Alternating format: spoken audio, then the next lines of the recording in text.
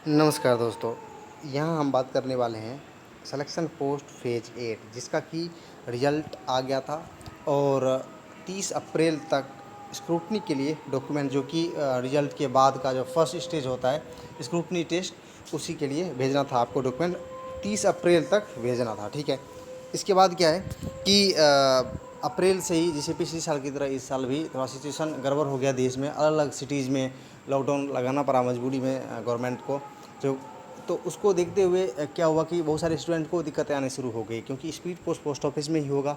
ठीक है, तो वहाँ काम बंद हो गया। बहुत सारे ऐसे भी स्टूडेंट थे जिन्होंने रिसेंटली ग्रेजुएट हुए थे जो, ठीक है, उनको प्रोविजनल सर्टिफिकेट वगैरह नहीं मिला था, वो भी डाउट में थे सर्टिफिकेट नहीं मिला तो हम कैसे भेजें। तो कई सारी दिक्कतें आ रही थी। लेकिन दूसरी तरफ बहुत सारे ऐसे भी स्टूडेंट थे जिन्होंने 30 अप्रैल के पहले ही भेज दिया था डॉक्यूमेंट। तो अलग अलग तरीके के होते हैं, लेकिन एक भी स्टूडेंट का अगर इस वजह से छूट जाता है कि लॉकडाउन वगैरह के कारण, तो उनके साथ नाइंसाफ़ी होगी। इसलिए एसएससी को भी सब पता है। ठीक है, भले ही वो सीजीएल के बारे में ज़्यादा ध्यान ना दे, लेकिन इस सब के बारे में खास करके पता है कि फॉर्म किसी का छूट ना जाए। तो उन्होंने सबसे पहले डेट एक्सटेंड किया 15 तारीख तक। ठीक है, ये नोटिस जो कि पहले से एक्सपेक्टेड था कि ज़रूर ऐसा होगा, एक्सटेंड होगा, आप सबको ज़रूर आइडिया होगा। और मैंने भी ऐसे ही बताया था कि भाई होने ही वाला है, क्योंकि ऐसा सिचुएशन है तो कॉमन बात है कि होगी ही। ठीक है, तो इसके पहले क्या होगा, 30 अप्रैल से 15 दिन एक्सटेंड करके 15 मई कर दिया गया। लेकिन ऐसी स्थिति है कि अलग अलग शहर में 7 दिन करके एक्सटेंड होते जा रहा है। ठीक है, ऐसा नहीं कि 7 दिन हो गया और बंद हो गया, नहीं, एक्सटेंड होते जा रहा है। इसको देखते हुए फिर भी अभी तक स्टूडेंट की जो प्रॉब्लम थी वो सॉल्व नहीं हुई। कई सारे स्टूडेंट अभी बचे हुए थे जिन्होंने अभी तक डॉक्यूमेंट नहीं भेजा था और कमेंट वगैरह भी कर रहे थे कि जैसे एमपी में, महाराष्ट्र में कई कई जगह पे लॉकडाउन है, बिल्कुल सब चीज़ बंद है, तो हम कैसे भेजें, क्योंकि उनका छूट जाएगा इतनी मेहनत से। अगर एग्ज़ाम क्रैक किया है तो फिर दिक्कत आ सकती है। इसलिए फिर से क्या क्या इसको रिव्यू करते हुए एसएससी की तरफ से नोटिस 11 तारीख को रिलीज़ किया गया कि अब जो आप भेज सकते हैं वो 31 तारीख तक अपने रीजनल ऑफिस में भेज सकते हैं, मतलब जहाँ से आपने जिस पोस्ट के लिए क्वालिफाई आपने किया है। ठीक है, तो 31 मई तक आपका पहुँच जाना चाहिए, ये दिमाग में रखना है। तो चलिए, कम से कम 20 दिन का समय अभी भी आपके पास है। अगर ऐसा ही सिचुएशन रहा, लेकिन ऐसे रहने की संभावना तो नहीं है, लेकिन क्योंकि आप भी न्यूज़ में देख रहे होंगे, क्योंकि अब केस थोड़े कम हो रहे हैं, क्योंकि थोड़ी अच्छी स्थिति होती जा रही है धीरे धीरे करके, और रिकवरी बढ़ रहा है। तो ऐसा अगर रहा तो नॉर्मल हो सकता है थोड़ा थोड़ा मई एंड तक, तो आप ज़रूर आसानी से भेज पाएंगे। अगर नहीं हुआ तो फिर कोई डिसीजन ज़रूर लिया जाएगा। लेकिन फिर भी अगर इस 20 दिन में अगर आपको मौका मिलता है और आप ऑब्वियसली ज़रूर प्रिपेयर रखा होगा अपने अपने डॉक्यूमेंट्स को, तो ज़रूर भेजें। लेकिन फिर एक ये बात कहना चाहूँगा कि ऐसा नहीं कि अभी डेट एक्सटेंड हो गया तो जल्दीबाजी के चक्कर में भेज देंगे, क्योंकि बहुत सारे ऐसे भी कमेंट्स आ रहे थे कि सर मेरा ये छूट गया, क्या मैं फिर से भेज दूँ। आप खुद ही सोचिए, एक ही पोस्ट के लिए अगर दो दो कुरियर जाएगा उसके यहाँ, ठीक है, तो वो खुद कन्फ्यूज रहेंगे कि कौन सा उसको लेना है, कौन सा रिजेक्ट करना है। ठीक है, तो फिर दिक्कत आ सकती है। ठीक है, इसलिए आप एक ही बार भेजें और सटीक भेजें। मेनली इसमें क्या था, 31 में ही हो गया। ठीक है, और ये है कि भेजना जो है, इसके रिगार्डिंग में मैंने सारे वीडियोज़ बना रखे हैं। ठीक है, वो भी ध्यान से आप देखें, और उसमें मैंने कोशिश किया कि हर चीज़ डाउट क्लियर कर सकूँ। फिर भी अगर कुछ बच जाता है कमेंट में देखें, लिख दें, वहाँ मैं डाउट क्लियर करूँगा। बाकी यूट्यूब है, बहुत सारे वीडियोज़ आपको मिलेंगे, वहाँ से भी देख सकते हैं आप। अगर आपका फिर भी डाउट कुछ रह जाता है तो ऐसा नहीं है कि बस मेरे ही चैनल पे है, मैंने अपनी तरफ से कोशिश किया कि हर चीज़ मैं क्लियर करवा सकूँ। ठीक है, इसके बाद गलती नहीं करनी है।